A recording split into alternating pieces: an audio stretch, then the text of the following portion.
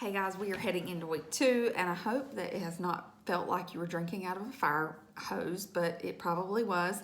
But you know, this is all, it's kind of why we do the whole 6-week thing, and why we don't just, as coaches, why we don't just blast you with everything at one time, even though a lot of us are just ready to jump in and get going. There's so much to learn, and if you can learn the why behind what you're doing, compliance tends to be better, and if you understand why you're doing what you're doing, it just makes sense, and you're like, oh yeah, so you're not just kind of like following a script, right? And this week to me is one of those weeks that is so important to learn the why of what we're doing. Over the last few days, we have learned about the different macronutrients and why we don't exclude carbs, for example, and why protein is so important. And so we're going to build on that a little bit more in week 2, but we're really going to introduce carb cycling. Carb cycling is one of the biggest nutritional strategies of the Faster Way to Fat Loss, and I think that it sets Faster Way to Fat Loss apart from other programs because of the carb cycling. So carb cycling is essentially an intentional variation of carbohydrate intake that burns fat while supporting hormone function. And I think that's where a lot of programs really miss the mark. They're more about kind of that rapid weight loss, which, yeah, let's not lie about it. Everybody likes to just see, we're a society that we like to see things happen fast and now. But aren't you tired? Aren't you tired of like jumping from one thing to the other that doesn't work? And so Faster Way to Fat Loss strategies, the carb cycling is so fundamental because it really kind of like irons things out in your body where you regulate your hormone function to burn fat appropriately at this sustainable level so that your body is like, cool, looking out for me now, so carbohydrate cycling, it increases energy, thank you carbs, promote or kind of like revs up your fat loss, as well as you see changes in your body composition because you're not just dropping like kind of that fast like caloric watery weight. You're really working on what your body is using as its energy source and burning that fat, kind of like working smarter, not harder, essentially. So on Mondays and Tuesdays, most of the time it's Mondays and Tuesdays. Again, we vary the cycle later on into membership sometimes, but those are typically low carb days. So low carb days, we decrease carbs. We try to really up that fiber and increase healthy fats. So when we say decrease healthy carbs, you are eating or consuming roughly 50 grams of net carbs. And when I say net carbs, only on Mondays and Tuesdays do you take net carbs, which are carbohydrates minus fiber equal net carbs. And so that's how you get your carb count. That means the more fiber you eat, the more like nutrient dense carbs, fiber you eat, berries, things like that, the more carbs you can have. Who doesn't like that? So anyway, if you have any known endocrine like thyroid issues, you're pregnant, postpartum, make sure that you touch base with me because we need to chit chat where you need to be with your carbs, because just off the top, a postpartum breastfeeding person, as well as pregnancy and some thyroid conditions, you need to be at 75 to 100 net carbs on those days as opposed to the 50. So make sure, and if you're a man, you are also at about 100 to 150. So make sure that you touch base with me so we can discuss that and be kind of on the same wavelength there. And you can even put in your, like when you post your macros, you can even kind of put that at the bottom, kind of like breastfeeding or pregnant, something like that, that kind of clues me in to know that you are intaking, like bringing in more carbs on those low carb days.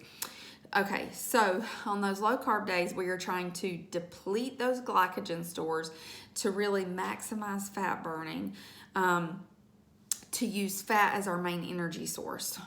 So that is also why we pair the high intensity workouts on those days to just really rev up fat burning. And you're like, why wouldn't we rev up fat burning every day? Well, you would deplete all of your energy sources that way. And so we're using the carbs. We're coming in after a couple of days of low carb, and we're using carbohydrates to refuel and to not deplete and starve our hormone sources and dysregulate them again. Okay, so that's why that's really important. And that's actually why we only have 2 low carb days a week, because we are not a low carb day program. And low carb does not mean no carb. Please remember that. You're not trying to see how low you can keep your carbs. You're trying to kind of stay around that 50th range as best you can, really bringing in those nutrient-dense carbs to up your fiber and healthy fats. So that's the other thing you're going to do on low carb day. You are going to double your fat with healthy fats. So that would be avocado, that would be your nuts for snacks or whatever you want to put them on. Throw some walnuts on a salad, pecans, whatever. Sunflower seeds will really boost those fat numbers. And then I like hemp seeds a lot. Yeah, always avocado, but everyone isn't an avocado fan. And then you also can think about having like your boiled eggs on those days, whereas like we'll talk about like regular macro days, sometimes it's better to have egg whites. But on if you are a boiled egg fan or egg fan in general, that would be great for you to have some like more of those on those low carb days to help with your fat and your protein. And those are the days also that you really can incorporate beef and higher fatty or high fat fish, meats like that, as opposed to your like regular macro days that we're going to talk about, where you want to keep your fat target at where it is originally, so you'll eat like leaner meats. And we'll have all those graphics posted, don't worry about that. So leading into your regular macro day, you're aiming to get a large percentage of your calories from unrefined, nutrient-dense carbs. So I say that this is easy to do because if you are eating a lot of processed foods and processed carbs, you're going to use up your fat really fast.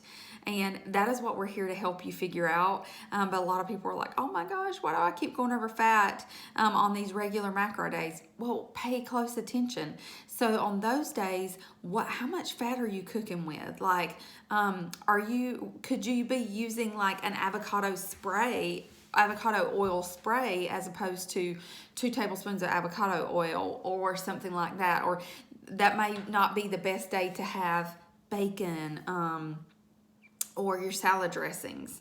So pay close attention, because guys, we're not meant to eat a salad every day. Or, I mean, yeah, maybe have your greens, but salads are not the answer to everything. Now we want to incorporate those nutrient-dense carbs, especially on these regular macro days. So on these days, it is important that we refill our body with the carbohydrates so that we can provide energy for our muscles and support that hormone function that is going to rev up, regulate, and help us lose the fat that we want to lose in those really important areas that we want to lose it in. Ladies, midsection, in our, that abdominal fat that we just cannot get rid of. Watch it melt away when you regulate those hormones with appropriate carbohydrate intake. So on these days, we typically strength train because we want to build lean muscle to rev up that metabolism to continue to help us burn fat. And who doesn't like a little, improved muscle tone? And with kind of straightening out your nutrition and these strength training days, guys, you're going to see body dimension changes that you thought that you wouldn't see again, because you're like, either I'm too old or my body just won't do this anymore. Wait and see. They pair so nicely together, these regular macro days as well as the strength training days. you're going to be surprised. It's awesome. And if you're still doing your regular exercise, like if you're doing Orange Theory or a burn, things like that, try to see if those days will line up for you. You can always come to your coach about that, and we'll chit chat. You know, if we can move your days around at all. We try not to just offhand move days around, but if you have a special circumstance, just definitely come and we'll chat about it.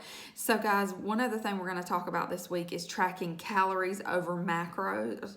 Or it may seem like it makes sense because that's what we've always done, but that is not the way we're going to do things in the faster way, because 150 calorie bag of chips is not the same as a healthy russet potato with shredded rotisserie chicken and salsa and black beans. Those calories are not the same. They don't fuel your body the same way. One is whole food nutrition and one is not. And they fuel and feed our muscles and kind of provide nutrients in different ways. Really, a bag of chips doesn't really provide nutrients because of how processed it is. But I just want you to keep that in mind when you, because we get a lot of questions about, hey, I'm not working out very much. Don't I need to dial down my calories? No, this is not calories in, calories out. This is all about regulation of hormone function, and feeding and fueling your body appropriately. And you'll hear us say, you know, abs are built in the kitchen. They are not built in the gym. If you eat crap, but you work out all day, every day, yeah, you might get a little definition, but wait and see what you can do when you fuel your body appropriately and you're working out. And listen, if you're not ready to work out yet, don't worry about it. 80% of this program is nutrition and ironing things like that out. So heading into week 2, guys, is going to be a great week. Can't wait to see you there.